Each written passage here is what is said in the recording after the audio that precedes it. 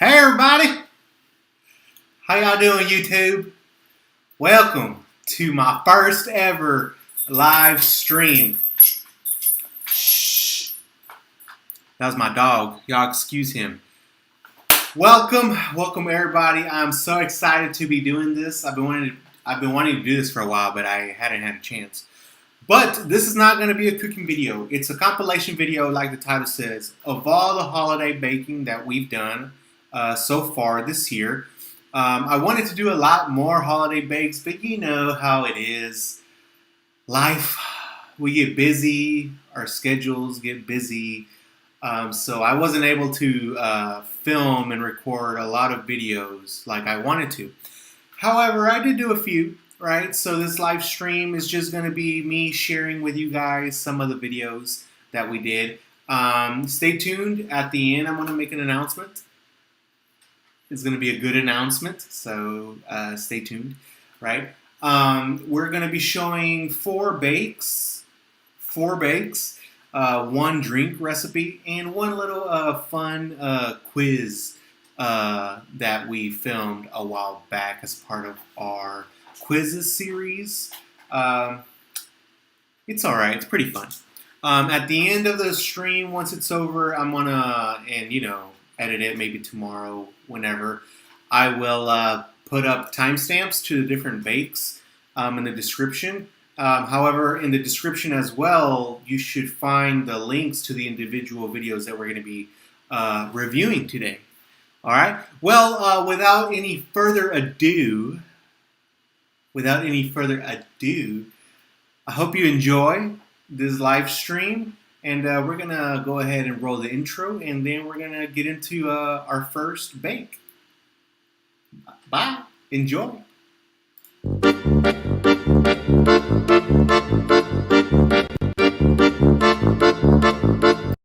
Hello fans of Cooking with Ciro. I am so excited for today's video.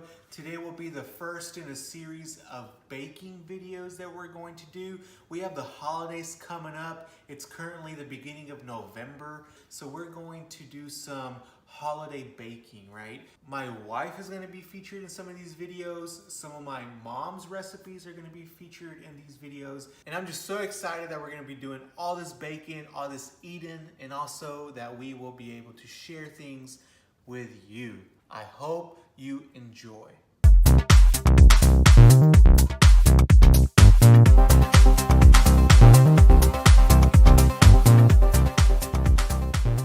Hey y'all, welcome to Cooking with Ciro. Today we have a traditional Mexican pastry. We're gonna make pumpkin empanadas, okay? This is the final product and they smell delicious and they taste even better. And guess what? The dough, which is usually the most complicated part of the bake, is gonna be super easy. It's 2 ingredients, flour and something else.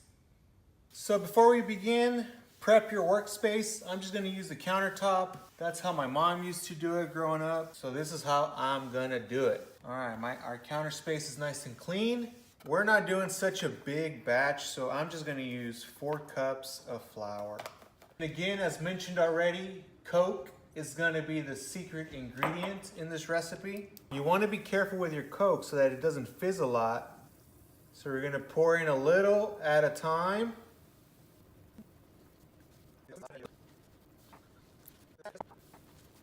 So it's very difficult to get this part of the process wrong, okay? If you put a little bit too much Coke, well, you just add a little bit more flour.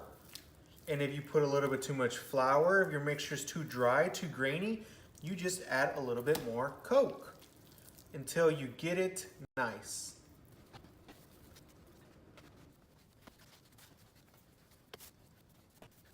All right, and this is looking good, y'all. This right here. It's not sticking to my fingers. It's not sticking to the counter anymore. So that's gonna be good. We're just gonna let this rest while we prep the filling. So the prep for the filling is gonna be pretty simple. We're gonna go the easy route. I got a can of pumpkin puree and I have a can of condensed milk. I'm gonna mix both of these. I'm not looking for a runny texture. I'm looking for a little thick texture and sweet. All right, so the pumpkin's going in. I've seen people use Nutella. I've seen them use sweet potato. I've seen them use just about any filling you can imagine. And here you go. This is the final product after mixing. I just want to mention that traditionally, whenever you're doing the filling, you use something called piloncillo. It's like this rock. It's like this rock of sugar. You use that as a sweetener. If you don't have that, you can use just granulated sugar. Just be careful that if you're following me and using condensed milk, be careful because your filling can become too watery. If that happens, you're gonna have to add a little bit of flour to thicken it up. But this is the consistency that you kind of want. That's good. If it's thicker, it'll be fine too. You just don't want it more runny than this. All right, so we're coming to one of the final steps. We're going to make the empanadas. We're actually going to make them and assemble them. Our flour looks pretty good, looks pretty rested. Look at that, that looks beautiful. I'm gonna show you a little trick, a trick of the trade. I'm going to dip a little napkin in some oil, and I'm gonna do this so that whenever I assemble my empanadas here, they do not stick. And also another trick, I'm going to put a little bit of oil on my hands, on my fingers. Why? So that the dough doesn't get too sticky on me. I'll be able to roll nicely. So what I'm going to do, I'm going to make a bunch of these little balls. What's the exact measurement of this? 1.5 inches diameter. So I'm gonna make as many of these little balls as possible. So with the amount of dough that we have, 17 little balls, and this will yield 17 empanadas. So now that these are made, we're gonna go ahead and set them aside. All right, so our filling is ready, our dough is ready, our dough has been separated. Now it's time for the assembly. I'm going to show you three ways to make these. One's going to be with a tortilla press. If you don't have it, it's okay. I'm going to show you another way with a rolling pin. And if you don't have one of these either, it's okay. I'm going to show you how to do it. I have a random Tupperware lid. It's round. You can use a cup, you can use a plate, you can use a pot, right? For the method that I'm gonna show you with this. All right, so for method number one, you're gonna get a little dough ball, gonna put it right in the middle. There, we're gonna press. Nice even press. Look at that. That is beautiful. If it's not an exact circle, it's okay. Don't worry about it. We're gonna give the final shape in the following step. That was method number one of flattening out your dough. The second method, you just put it and then you roll on it with the rolling pin. And there you go. And this is why it's important to wipe down your working area with oil. That way the dough doesn't stick. All right, so now method number three, get yourself whatever you have to help you flatten out. I'm using this little Tupperware lid. And let's go.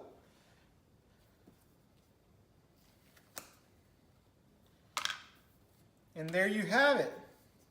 All right, so regardless of whatever method you use to flatten out your ball of dough, once you have it, the following is gonna be the same. You're gonna put your filling, you're gonna flip it, and here's where you give it its traditional shape. Crimp it with your fingers, and then you wanna, if you don't have a crimping tool, use a little fork like I am and crimp it all the way around. You wanna do this so that the filling doesn't come out while these are baking in the oven. Lastly, you wanna poke it 3 times. You poke it 3 times, That way, if it steams inside, it won't burst this open. It has little holes for it to come out of.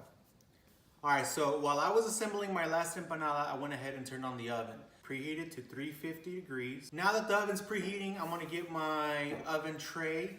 I'm going to grease this, and then I'm going to just lay out all the empanadas. Okay. And there you have it. My empanadas are ready to go into the oven. We're gonna put it in the oven. All right, so I just double checked with my mama. These are gonna go in the oven for 30 minutes, no more than 30 minutes. They should be done before then. She said check it at 20 minutes, check it again at 25 minutes, and then 30 minutes maximum. So these are not flipped. So they're just gonna go like this, the whole cook. 30 minutes going in.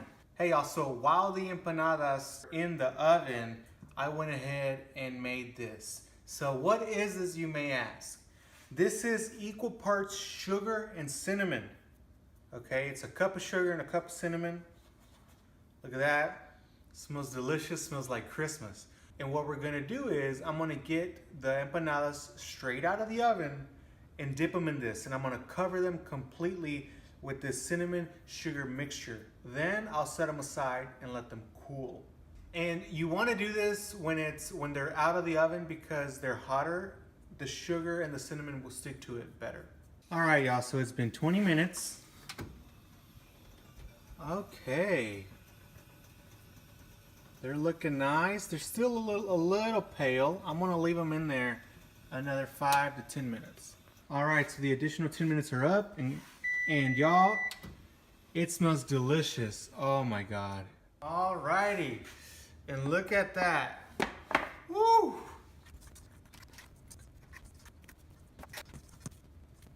And there you have it. Easy peasy, traditional Coke pumpkin empanadas. So they are a little cool now. So now let's go in for the taste.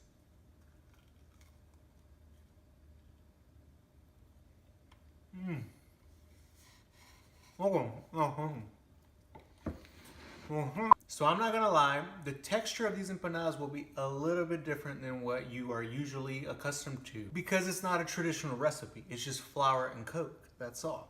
The texture is a little bit chewy, which I don't mind. I like the softer empanada. I don't like the crunchy empanada.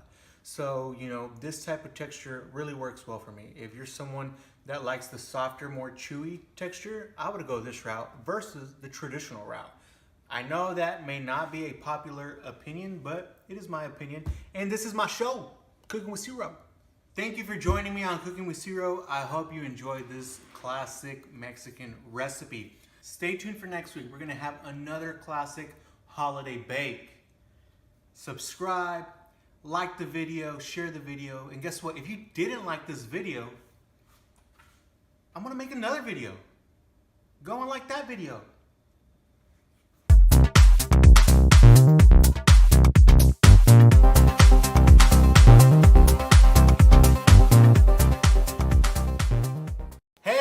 Welcome to another episode of Cooking with Ciro.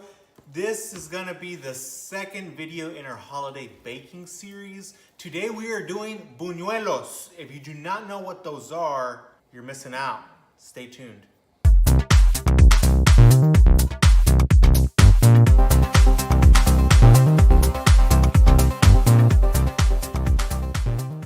Alright, so this recipe is pretty simple. The ingredients are on screen.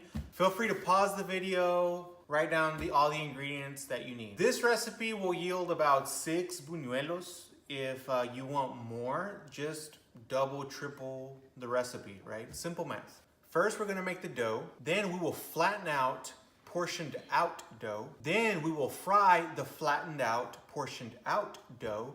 Then we're just gonna sprinkle it with sugar, and then you can eat it. So let's go. Step 1, making dough. Cup of flour going in, pinch of salt going in, half teaspoon baking powder, baking soda, half tablespoon of sugar, 1 tablespoon of shortening. That's gonna be pretty much all of your dry ingredients. We're gonna incorporate this. Try to dissolve the shortening as much as possible. At this point, you can also add the optional vanilla extract, just a dash. And again, this is optional. You don't got to do that at all if you don't want to. All right, now that all my dry ingredients are incorporated, I'm going to add the water slowly. And my water is warm. If you have warm water, will work best.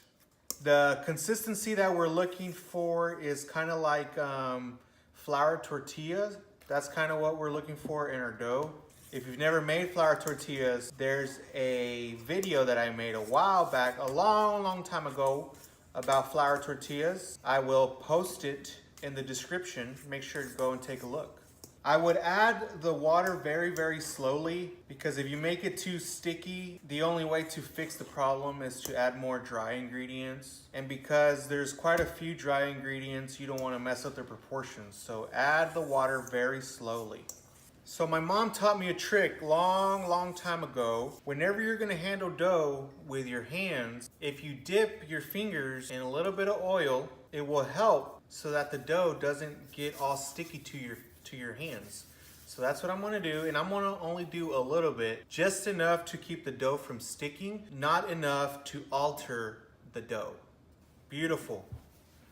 Beautiful. It's not sticking. Look at that. That's what you're looking for right there. I'm going to let this dough rest maybe about 5 minutes. You don't have to let it rest that long, but there is a little bit of baking soda. I want it to do its work now that it's incorporated with the water. So I'm gonna rest this 5 minutes. So right now the dough is resting. So this is the perfect time for me to give an announcement. Like previously mentioned, this is our second video in a holiday baking series. We have some awesome bakes coming up. We have my wife's famous apple pie. We have my wife's famous pumpkin pie, delicious. We're also gonna feature arrosconleche that my father-in-law makes. I got the recipe from him and it's gonna be delicious. So if you're not subscribed, go ahead and subscribe. And if you are, go ahead and make sure the little notification icon is selected so you can be notified whenever I drop these videos. We post cooking videos every Friday. I also started to do some entertainment content. I'm taking these online quizzes, right, to prove how good of a chef cooker I really am. So y'all go check out my playlist. It's called Culinary Quizzes, Quizzing with Ciro. It's a pretty good, fun little mini series that we're doing. So the dough has now rested. Look at that. Beautiful, beautiful, well rested. It smells pretty good. So this next stage is like a two-part thing, okay? We are going to portion out all of our dough. We're gonna make little dough balls. Once the dough is all portioned out in dough balls, this is gonna be the process. We're going to grab one dough ball, flatten it out with a rolling pin. Then we're going to deep fry it. We're just gonna fry these in a fry pan. I'm gonna use just 1 cup of oil. It doesn't have to be a lot of oil, just enough to gently submerge the buñuelo. All right, so our cup of oil going in. That should be enough right there. It just needs to be enough for our buñuelo to sit in. We're not gonna bring this up to a boil, but it does have to be hot. So if you remember, this recipe was gonna yield 6 buñuelos, so I'm gonna half that, and then I'm going to make this into 3.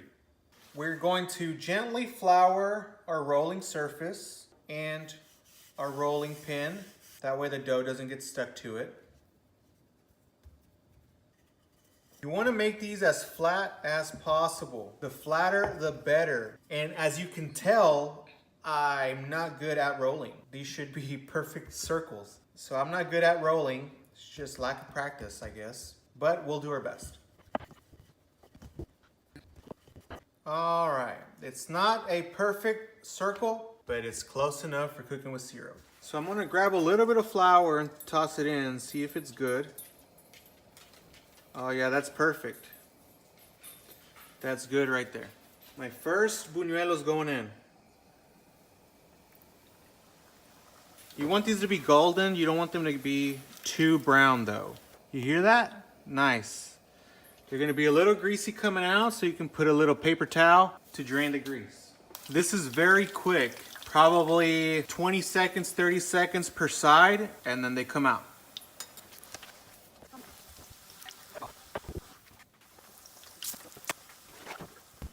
All right, so our buñuelos are out of the oil. They're looking good. They're smelling great. They smell like flannel cake, but better. The final step is very, very simple. We're gonna sprinkle this with sugar. Now, some people do sugar and cinnamon.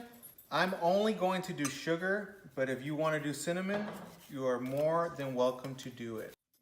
My rolling technique isn't the best yet, so some of these are not perfect circles. However, they will be perfect buñuelos nonetheless, and delicious. So if you've ever had sopapillas, these are very similar, with the exception that these buñuelos, they're gonna be way thinner, and this is a traditional Mexican pastry. And there y'all have it, how to make traditional buñuelos, okay? Let's give them a taste.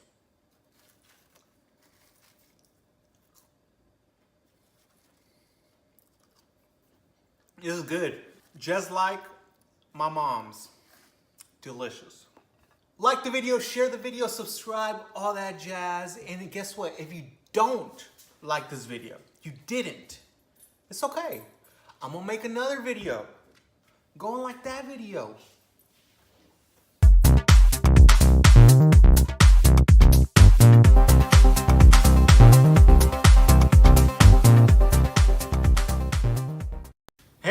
Welcome to Cooking with Ciro. Today we have a special guest, my wife.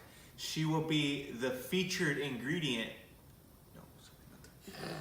She's gonna be the guest cooker. She's gonna be the guest baker on today's episode. We're gonna see how she makes her famous pumpkin pie, and I'm not saying it's famous because I like it. Everyone who has tasted it says it's amazing. So we're gonna watch her work. Roll the intro.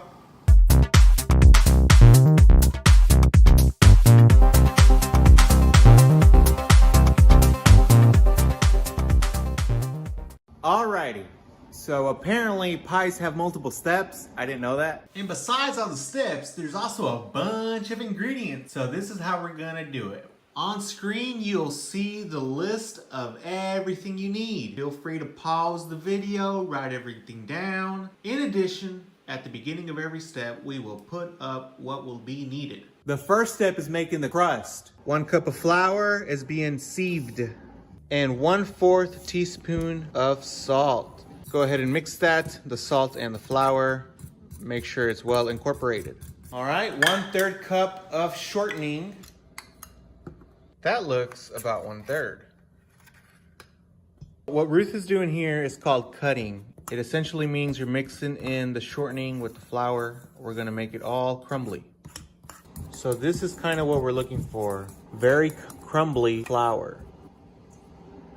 All right, so we're also going to add 1.5 teaspoons of vinegar. After you add the vinegar, go ahead and incorporate it into the flour mixture. Now we will gradually put in 2 to 3 tablespoons of milk and continue to mix. We're going to not overmix this. The more you overmix it, the tougher the crust will be. We do not want this crust to be tough. We want it to be a nice and flaky crust.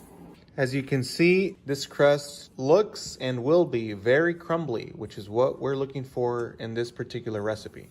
Once you have your crust in a dough ball, cover it in some plastic, and we're gonna chill it in the fridge for 30 minutes. Once the crust is chilling in the fridge, we're gonna make our praline. It consists of finely chopped pecans, 1/3 cup pecans, chop them up. You will transfer the pecans to a bowl, 3 tablespoons of butter, 1/3 cup of brown sugar. And it's okay to get your hands dirty. Make sure that all the ingredients in the praline are well incorporated. That should be the final product of the praline. Set it to the side until you need it. Next, we're gonna prep the surface to roll our pie crust. Flour up your rolling pin and let's start rolling. You're gonna try your darnest to make it nice and circly. So my wife is an expert roller, rolling in that dough. This recipe calls for a 9-inch baking tin. All right, and there you go. That's kind of what you're looking for. You want the entire pie tin to fit in the rolled out crust. Get yourself a little spatula Do this part carefully as this crumbly crust is delicate and it has been rolled out fairly thin. This is a little tip. You can dust your tin in some flour. The pie doesn't stick to the bottom. Don't worry about the sides. We'll take care of that in a later step. You just want the pie crust to make a full contact with the entire tin at the bottom.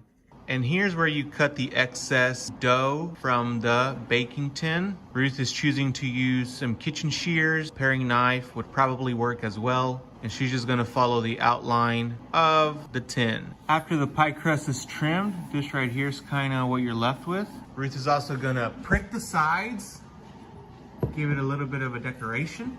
Put your praline in your pie, and we're gonna spread that all around the bottom. Once the praline is all spread out at the bottom of the crust, this is gonna go into the oven, 450 degrees for 10 minutes. All right, 10 minutes is up.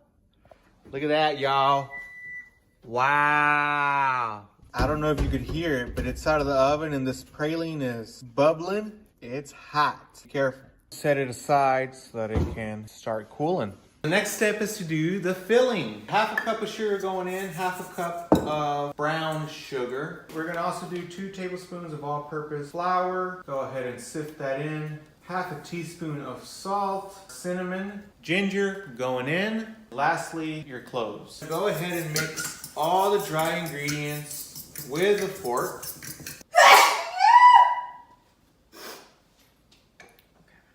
We're gonna start mixing some wet ingredients into the dry ingredients of our filling. 3 eggs going in, 16 ounces of pumpkin puree, which is a little bit more than 1 can. You'll get 1.5 cups of half and half. Ignore this, this is metric. That over there is the US of A units. There you go. While you're mixing, you'll go ahead and pour in gently your half and half. And this is good. Double check everything is well incorporated with a spatula. And this looks a little runny, but trust me, it will thicken up in the oven. It will be delicious. All right, now just pour in the mixture into your pie crust. Let it rise, let it fill. If you remember, the pie crust has already been in the oven along with the praline, so the crust is already partially baked. So we will cover up the edges with tin foil so they do not overbake and burn. Thank you, British Baking Show, for this little tip. That's an awesome show, y'all. Y'all go watch it on Netflix. Now this is gonna go in the oven, preheated to 350 degrees. So this is gonna go in here for 45 to 50 minutes. All right, so 45 minutes is up. Let's take a look. So if the stick comes out real wet, it's not ready yet. We'll leave it in another 5 to 10 minutes. So remember, there's praline at the bottom of this, so you're gonna probably have to get a knife that's pretty sharp to cut through that crust. Oh wow, I don't know if you can hear it, but it's just very crunchy. Wow.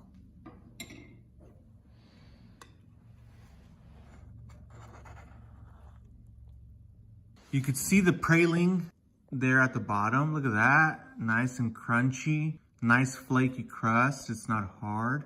Oh wow. Once it's even further chilled, it'll harden even better. Let's take a look at that. Wow. My favorite part of every video is the taste. Good? Yeah?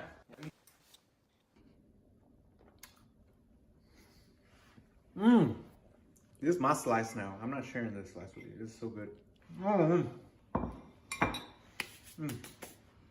Thank you all for joining us on another episode of Cooking with Ciro. We are in the middle of our holiday bake series. We're having a lot of fun doing it, and I hope you are enjoying it as well. Like, share, subscribe, all that jazz. And guess what? If you didn't like this video, it's okay. I'm gonna make another video. Go and like that one.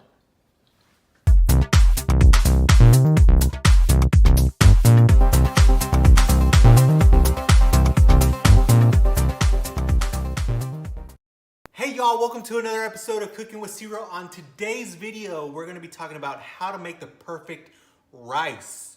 Some people say it has to be 1 part rice, 2 part water, 1 part rice, 3 part water, only salt, nothing else. Let me tell you something, everyone is wrong. The only way to make perfect rice is like this. Do you know what this is? If you don't, you're missing out. Roll the intro.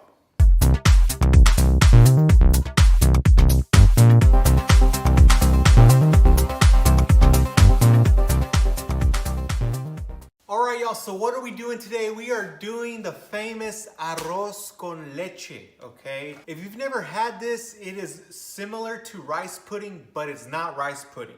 There are a few differences. Rice pudding is usually served cold. Most arroz con leche is eaten hot. Although I've heard some people eating it cold, but those are just weird. Also, arroz con leche has cinnamon, and your typical rice pudding recipe will not include cinnamon. Rice pudding is usually a little bit thicker, whereas most arroz con leche is not as thick.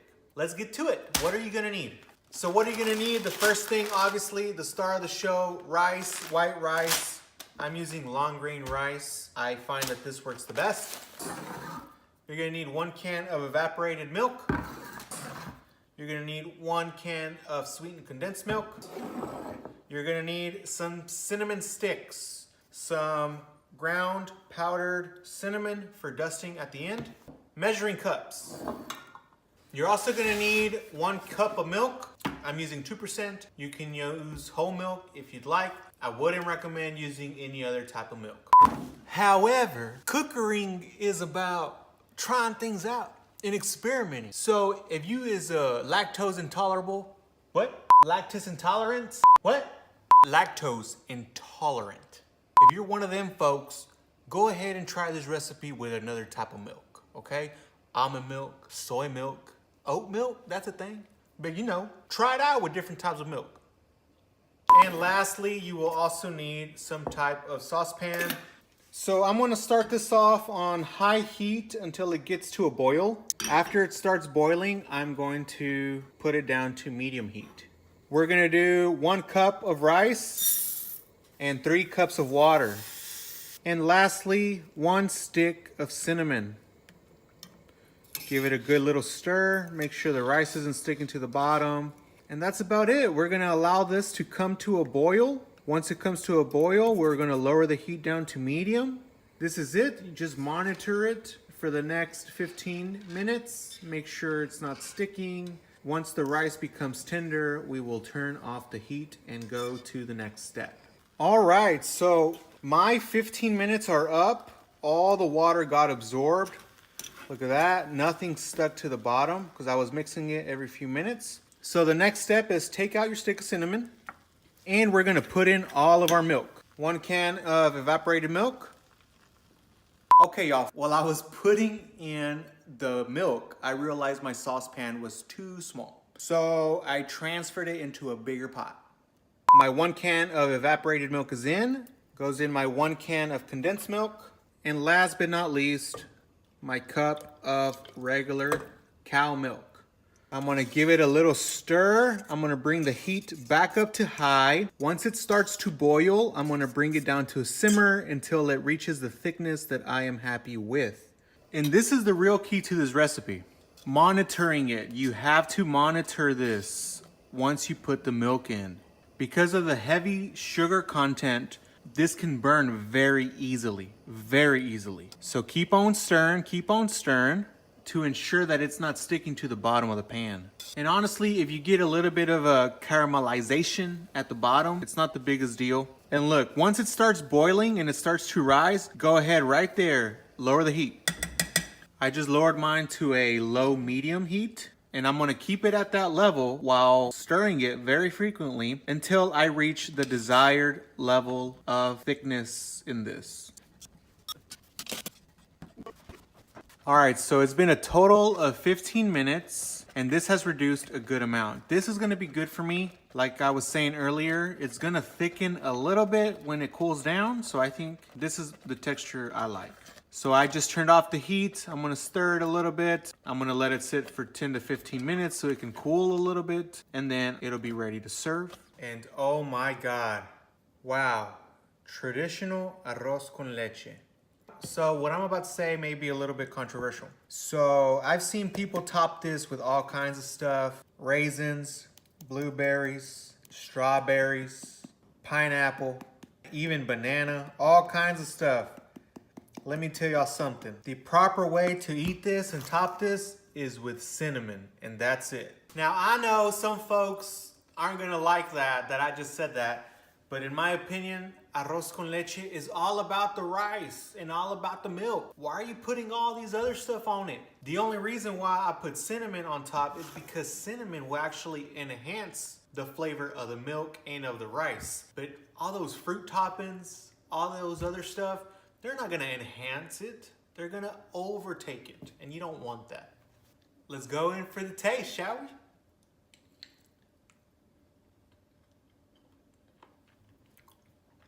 Oh, wow. Y'all, this is great. Woo! It's great. Y'all like this video? Share this video. Stay tuned to our channel. We're gonna be posting a few more holiday bakes in the upcoming weeks. You do not wanna miss out on those. And like always, if you didn't like this video, I'm gonna make another video going like that video.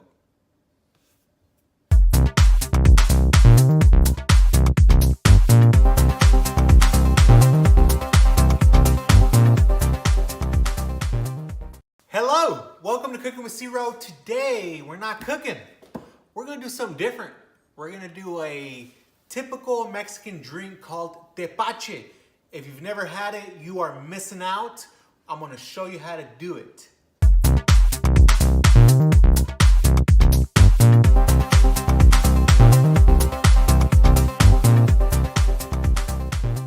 All right, so if you've never had tepache, it is a semi-fermented drink made with pineapple husk.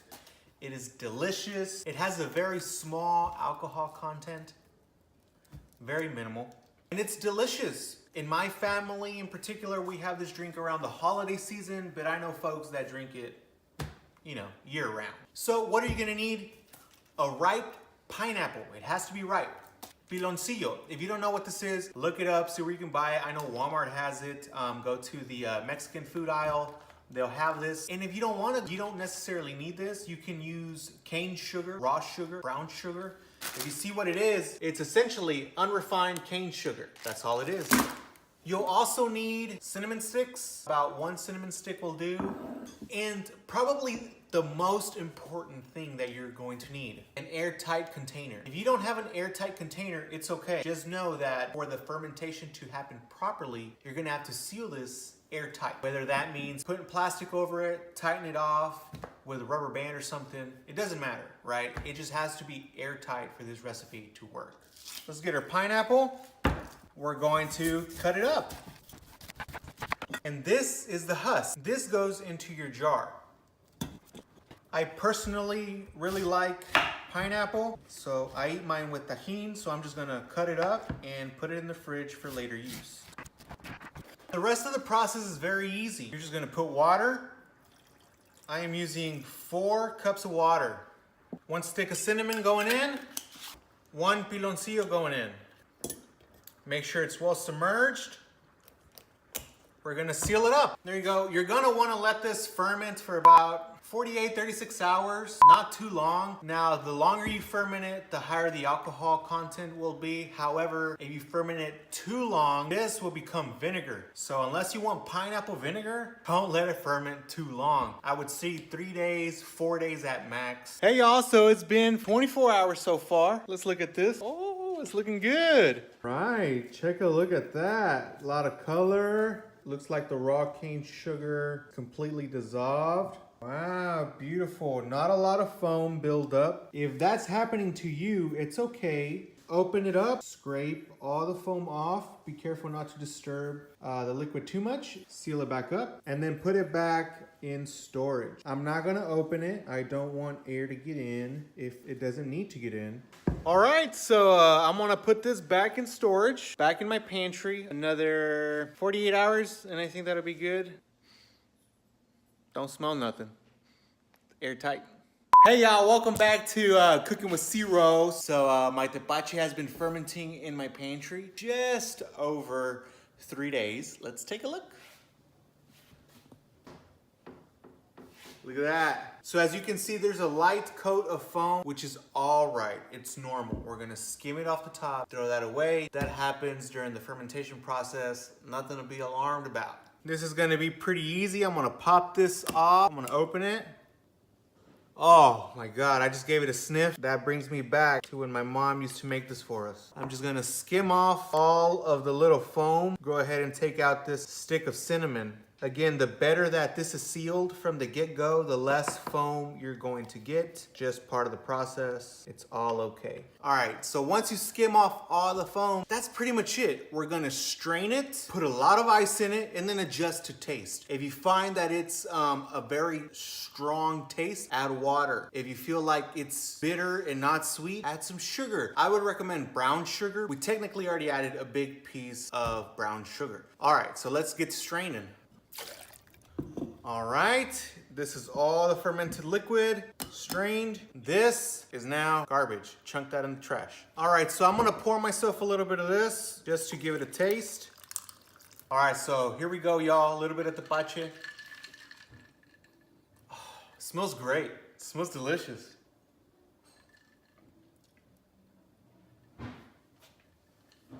Oh my God, this is perfect for me. Perfect.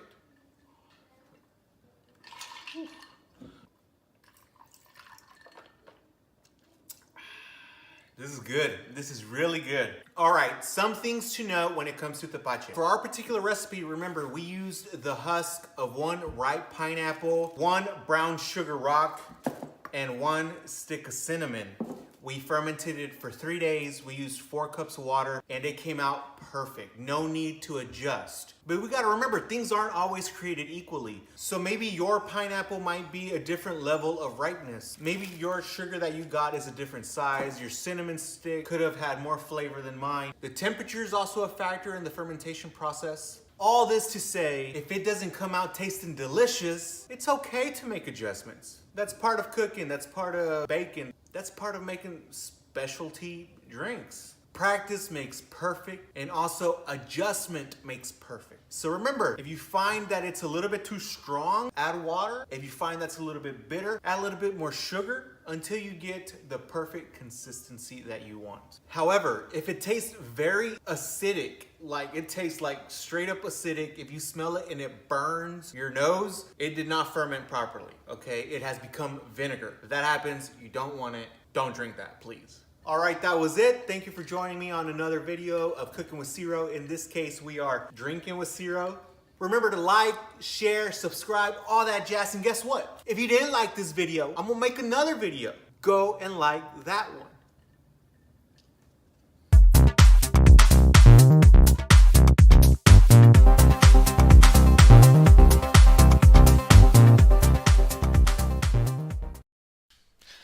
Hey y'all, so have you ever had that very, very difficult dilemma of you don't know what to watch? You just want to watch something, you're bored, but you don't know what? I know I have that dilemma quite often. You know, I'm like, what? Hey babe, what do you want to watch? And she's like, I don't know, babe, what do you want to watch? And I'm like, I don't know, what do you want to watch? Well, there's a quiz, food related, and it'll tell you what to watch.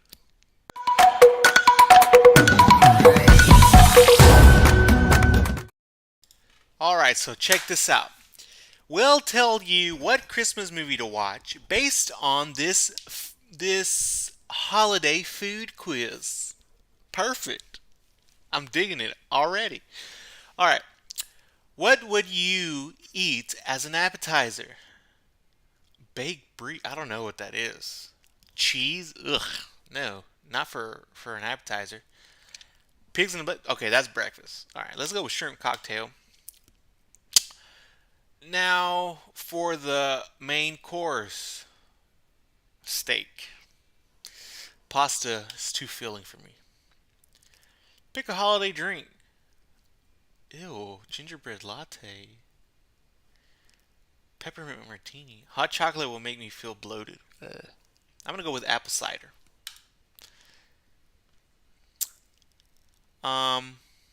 pumpkin pie. My wife's pumpkin pie. That reminds me, y'all need to go subscribe to Cooking with Ciro if you haven't. We're doing a holiday baking. We're gonna feature my wife's pumpkin pie. It's delicious, y'all.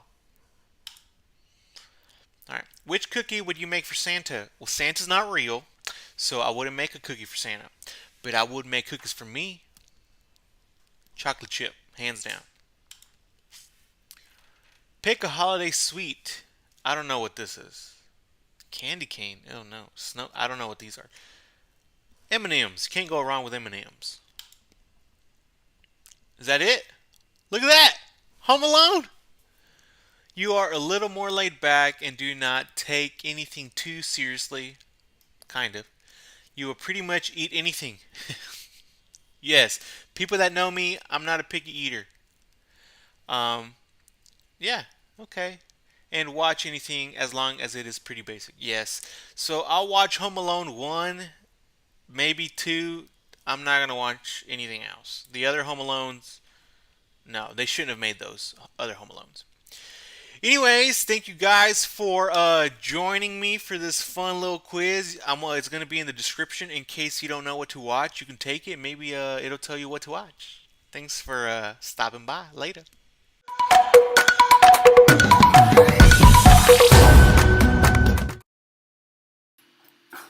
Thanks for joining. I hope you enjoyed those holiday bakes, that very delicious drink. Till next time. Oh, yes, the very important announcement that I had to make. I love barbecue, but I'm not a good barbecuer. However, I'm going to do a barbecue video here in a few weeks. I'm going to live stream it. Okay, so I don't know if you know about barbecue, but a lot of times, not a lot of times, but barbecue takes long. Like, they're long cooks, especially if you're going to be smoking something, which is what we're going to be doing. I'm thinking brisket, maybe ribs, but I'm thinking brisket. We're going to be smoking some brisket. We're going to live stream it. It's gonna be fun, interesting, maybe a little boring. Because we're just gonna sit there and watch the grill smoke for an entire, I don't know, 8, 10, 12, 16 hours. It's gonna be fun though. It's gonna be fun. So we may crack a few jokes here and there throughout the cook. I may have some friends over.